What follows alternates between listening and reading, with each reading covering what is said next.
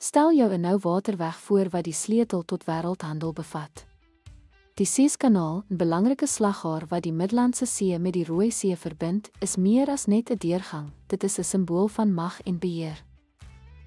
Egipte se strategiese posisie, die belangrikheid van die Suezkanaal, die kanaal wat die Middellandse See met die Rooi See verbind het, was noodsaaklik vir globale handel en olievervoer.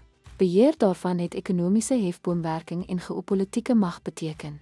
Nasionalisering deur Nasser, die Egiptiese president Gamal Abdel Nasser se besluit in Julie 1956 om die Suezkanaal te nasionaliseer, was 'n gewaagde stap om onafhanklikheid van Britse en Franse invloed te bevestig, terwyl hy ook die Aswan-dam-projek befonds het.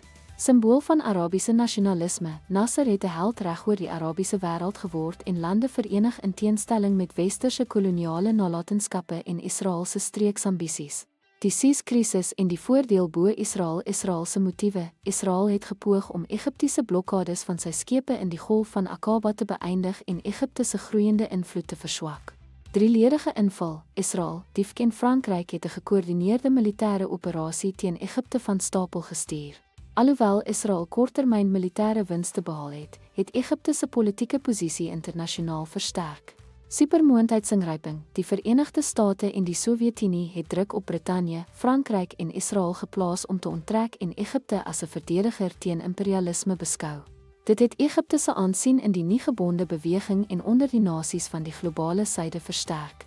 Blywende voordele vir Egipte diplomatieke prestige. Egipte het na vore gekom as 'n kampioen van antikolonialisme en invloed regoor die Arabiese wêreld verkry.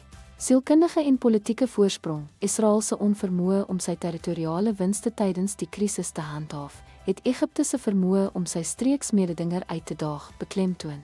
Beheer van handelsroetes. Deur soewereiniteit oor die Suezkanaal te handhaaf, het Egipte 'n sleutelinstrument behou om maritieme toegang en ekonomiese druk in toekomstige konflikte te beïnvloed.